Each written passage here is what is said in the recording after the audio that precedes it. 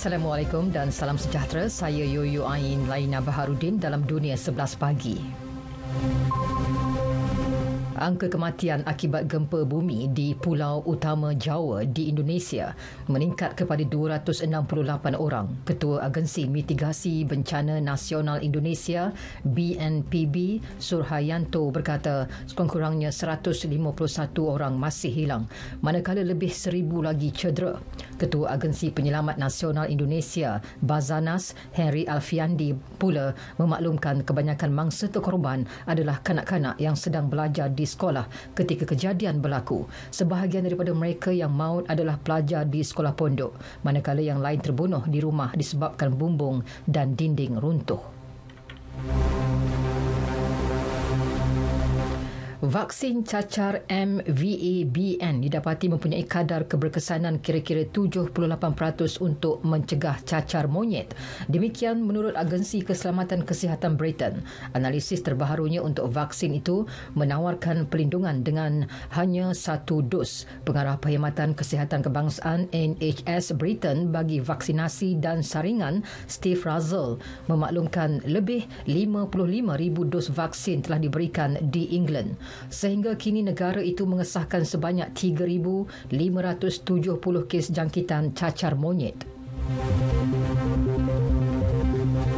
Sementara itu, Presiden Joko Widodo turut melawat bandar Cugenang di daerah Cianjur, lokasi pusat gempa bumi berukuran 5.6 pada skala Richter itu. Beliau mengarahkan pasukan mencari dan menyelamat untuk memindah dan mencari mangsa yang tertimbus akibat tanah runtuh.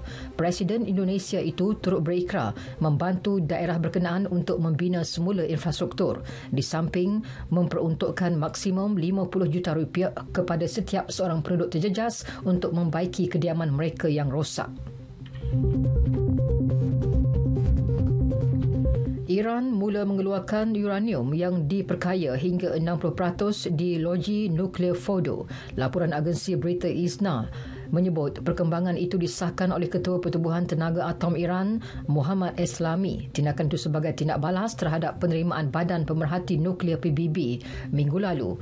Ia mengenai usul kecaman yang dirangka oleh Barat yang menuduh Tehran tidak bekerjasama. Bom atom memerlukan uranium diperkaya hingga 90%, maka 60% adalah langkah penting ke arah pengayaan grade senjata. Bagaimanapun, Iran sentiasa menafikan sebarang usaha untuk membangunkan bom atom, sebaliknya menegaskan aktiviti nuklearnya untuk tujuan awam sahaja. Arab Saudi diberi cuti umum hari ini. Ia susulan kejayaan menewaskan pasukan ranking ketiga dunia Argentina 2-1 dalam perlawanan pembukaan Piala Dunia Qatar malam tadi. Peristiharan dibuat menerusi titah Raja Arab Saudi, Raja Salman Abdul Aziz Al Saud. Cuti itu tertakluk kepada pekerja sektor awam dan swasta serta pelajar di seluruh negara berkenaan. Selepas ini, Arab Saudi yang beraksi dalam kumpulan C dijadual bertemu Poland pada Sabtu. Sementara itu, perlawanan antara Mexico dengan Poland menyaksikan kedua-dua pasukan gagal memperoleh jaringan gol. Dalam aksi pembukaan kumpulan di awal pagi tadi, juara dunia Perancis bangkit daripada ketinggalan dengan membenam Australia 4-1. Socceroos terlebih dahulu menjaringkan gol menerusi Craig Goodwin seawal minit ke-9. Tersentak dengan jaringan itu, Perancis mula menyamakan kedudukan menerusi tandukan Adrien Rabiot pada minit ke-27. Penyerang Olivier Giroud meletakkan Le Bleu di depan dengan penyudah mudah pada minit ke-32. Kylian Mbappe pula menanduk masuk gol ketiga pasukan pada minit ke-68 sebelum Giroud sekali lagi melengkapkan gol kemenangan keempat pada minit ke-71. Terdahulu dalam kumpulan sama menyaksikan Tunisia dan Denmark terikat tanpa sebarang jaringan.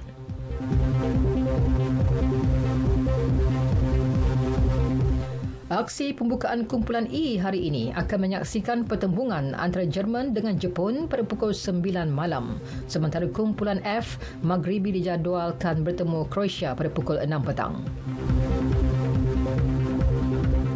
Pemilik Manchester United bersedia untuk menjual kelab itu. Ini selepas kelab legasi Liga Perdana Inggeris itu mengesahkan pemain bintang Cristiano Ronaldo akan meninggalkan Old Trafford. Keluarga Glazer dari Amerika Syarikat memiliki United selama 17 tahun selepas mengambil alih pasukan pada 2005 dengan nilai 790 juta pound. Sekian berita yang disunting oleh Nur Syarida Shahabuddin dari Pusat Berita RTM. Yang sahih di RTM. Assalamualaikum dan salam sejahtera.